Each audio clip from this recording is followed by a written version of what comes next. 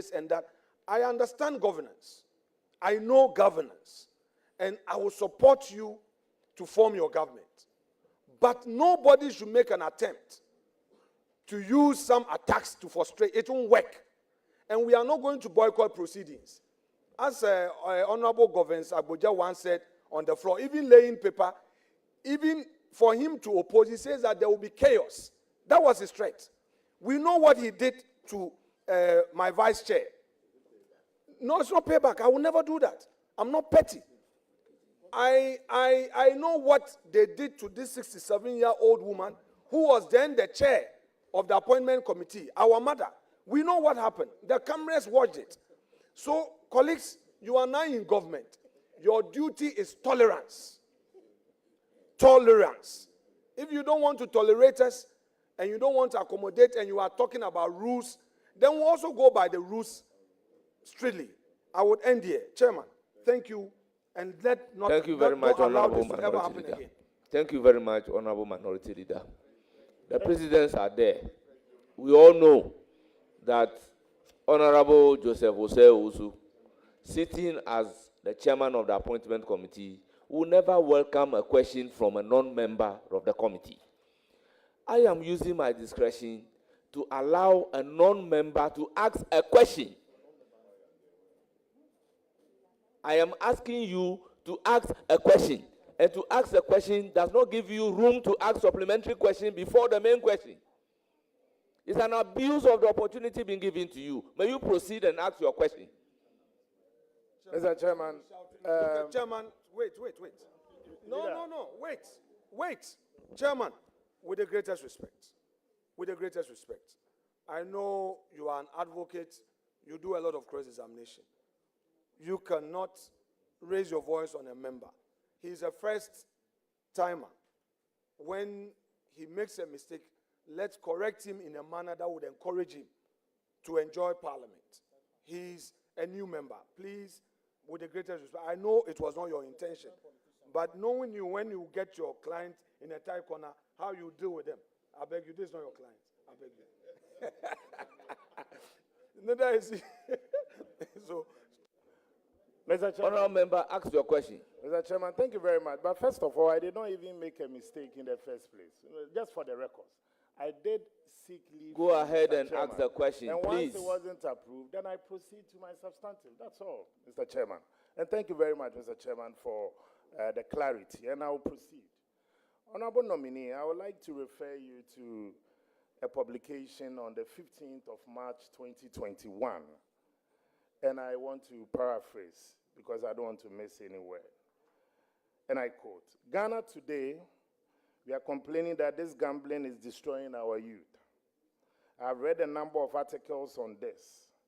I would have thought that the government will come out with a policy to restrict gambling and to even ban it, he said.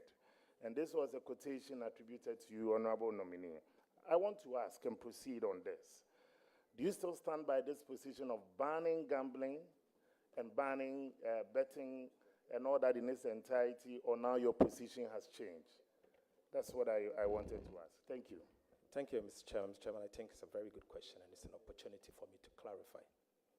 Mr. Chairman, I was on a show with the Honorable Kojo Opon Nkrumah, and the contest must come out. The Honorable Kojo Opon Nkrumah, at the time Minister for Information, I'm sure, had the responsibility to sell a government policy on betting.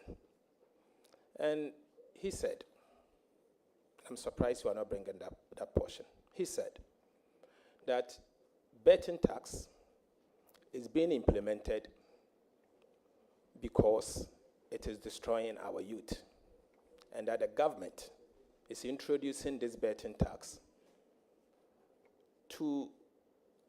he said the government is introducing this betting tax to deter them, equivalent to a sin tax, so that they will not be staking the bet.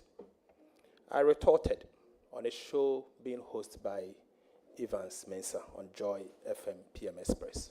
I retorted by saying that will not solve the problem. That will not solve the problem because I've read a number of articles, and the article presupposes or suggests that it is destroying our youth. And so if you want to introduce a tax, you have to first look at the elasticities, and as to whether the elasticities will mean that imposing such a tax will prevent the individual or the people concerned from the staking of the VAT, of the betting or not. But I doubt that that will. And so if you intend doing that, the best option is to ban it and not to introduce a tax. And I said, the tax will not solve the problem. Here we are today. I've been vindicated. Has the tax solved the problem as intended by the government? Big no. I insist that that tax must be abolished. And as Minister of Finance, my first budget, I will abolish the betting tax. Thank you. Thank you very much, Honorable Member. We don't do that in Parliament. We say here, here. No, but they are not.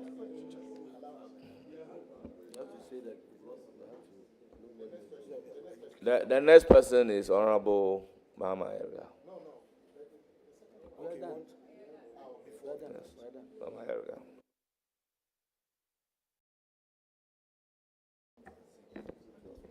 I thought somebody was my friend until I was given an opportunity to ask a question. And she started heckling me even before I've asked the question. Congratulations, my leader. My real question was to ask you how prepared you are to deal with the multitude of economic challenges confronting Ghana. But after listening to you within these few minutes, I thought it wise to abandon my question. Because even before asking, you have made a case demonstrating your readiness and preparedness to confront the problems of Ghana with greater expertise and finesse than we have seen in the past. So I have a few questions focusing on what my brother and former majority leader and now minority leader raised in his thesis that he read before we started. Oh, it's very beautiful. Thesis. Honourable Member, continue. Proceed. Number one, will you abolish the e-levy?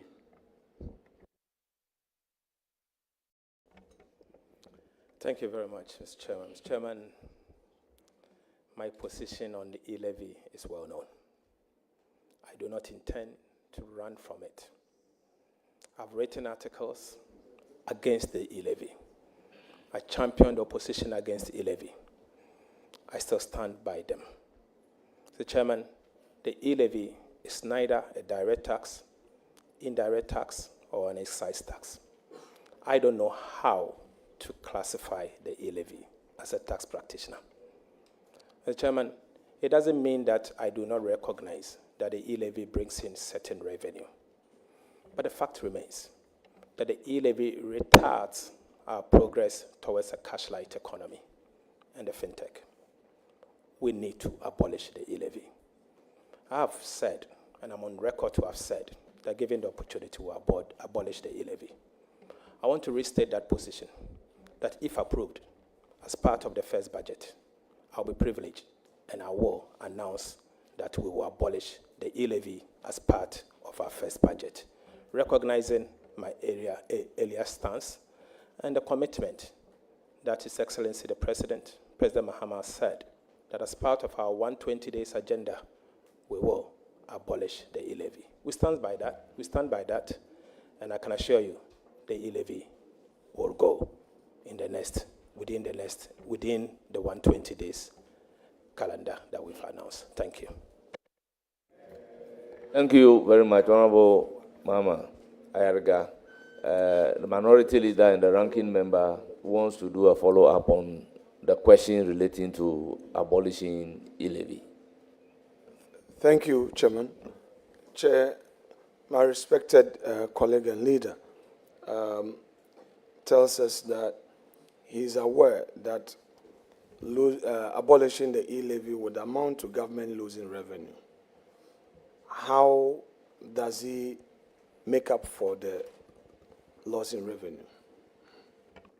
Thank you very much. Your answer to the question, please. Mr. Chairman, it shouldn't always be revenue. But why are we not paying attention to expenditure?